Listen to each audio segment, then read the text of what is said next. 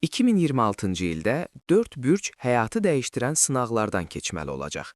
Bu bürclər özlərini mürəkkəb, lakin vacib proseslərin mərkəzində tapacaqlar ki, bu da onlara əsas həyat dərslərini öyrənməyə kömək edəcək və zamanla şəxsi inkişafa, daxili gücə və yeni nailiyyətlərə gətirib çıxaracaq.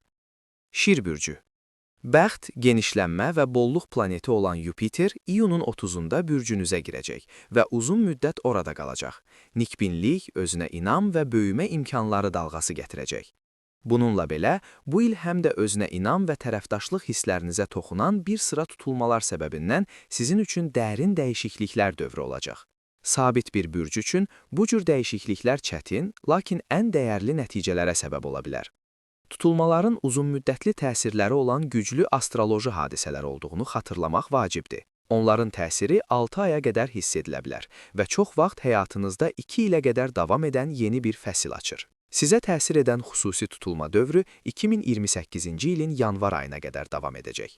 İlk əsas hadisə əks bürcünüz olan Dolça bürcündə fevralın 17-də baş verən günəş tutulması olacaq. Bu, şəxsi, biznes və dostluq münasibətlərinizdə əhəmiyyətli dəyişikliklərə səbəb ola bilər. Yeni ittifaqlar mümkündür. Mövcud münasibətlər yeni səviyyəyə qaldırıla bilər və ya əhəmiyyətsiz hala gələn münasibətlərə son qoyula bilər. İkinci əhəmiyyətli an avqustun 12-sində. Günəş tutulması bürcünüzdə və özünə hörmət evinizdə baş verdikdə baş verəcək. Bu dövr sizi özünə inamınızı, fiziki rifahınızı və müstəqillik səviyyənizi yenidən qiymətləndirməyə sövq edəcək. Tutulmalardan inkişaf nadir hallarda asan olur, lakin onlar sizi həyatda daha dolğun və şuurlu bir yola yönəldə bilər. Qız bürcü. 2024-cü ilin sentyabr ayından bəri özünə hörmət və tərəfdaşlıq mövzularını aktivləşdirən bir sıra tutulmaların təsiri altındasınız. Bu müddət ərzində sizi sözün əsl mənasında irəli aparan, gözlənilməz, dramatik və bəzən intensiv dəyişikliklərlə qarşılaşmış ola bilərsiniz. Toplanmış təcrübəyə baxmayaraq, bu proseslərin intensivliyi azalmamış qalır. Bu dövr martın 3-də bürcünüzdə ay tutulması ilə davam edəcək. Bu, dürüst və vaxtında diqqət tələb edən vacib bir münasibət məsələsini vurğulayacaq. Özünüzə və başqalarına, istər romantik tərəfdaş, istər həmkar, istərsə də yaxın dostunuza qarşı necə davranmağınız yenidən qiymətləndirmək üçün əsas mövzu olacaq. Əgər münasibətiniz balanssızdısa və ya dəstəyiniz yoxdursa, bu tutulma açıq dialoqa və həll yolları axtarışına təşviq edəcək. Daha sonra avqustun 28-nə yaxınlaşdıqda tərəfdaşlıq evinizdə ay tutulması yenidən oxşar məsələləri ortaya çıxaracaq. Sübut olunmuş və sağlam əlaqələrə investisiya qoymağa, zəruri dəyişiklikləri qəbul etməyə və ya tamamilə yeni bir yol seçəcəksiniz. Dolça. 2017-2019-cu illərdən bəri ilk dəfə olaraq bürcünüzdə və özünə hörmət və tərəfdaşlıq münasibətlərini tənzimləyən evlərdə bir sıra tutulmalar baş verəcək. Bu, həm şəxsi əlaqələrinizi, həm də özünüzə olan imicinizi, özünə inamınızı və kimliyinizi yenidən qiymətləndirməyinizi tələb edəcək. Tutulma həmişə geniş dəyişikliklər gətirir, bəzən dərhal aşkar olur, bəzən isə yalnız geriyə baxanda zamanla nəzərə çarpır. Bürcünüzdə günəş tutulması baş verən fevralın 17-si ətrafında yeni bir fəsil formalaşmağa başlayacaq. Bu dövr dərin düşüncə, dürüst introspeksiya və özünüzü daha da gücləndirilmiş daxili anlayış tələb edəcək ki, bu da nəticədə daha da inamlı olmağınıza kömək edəcək.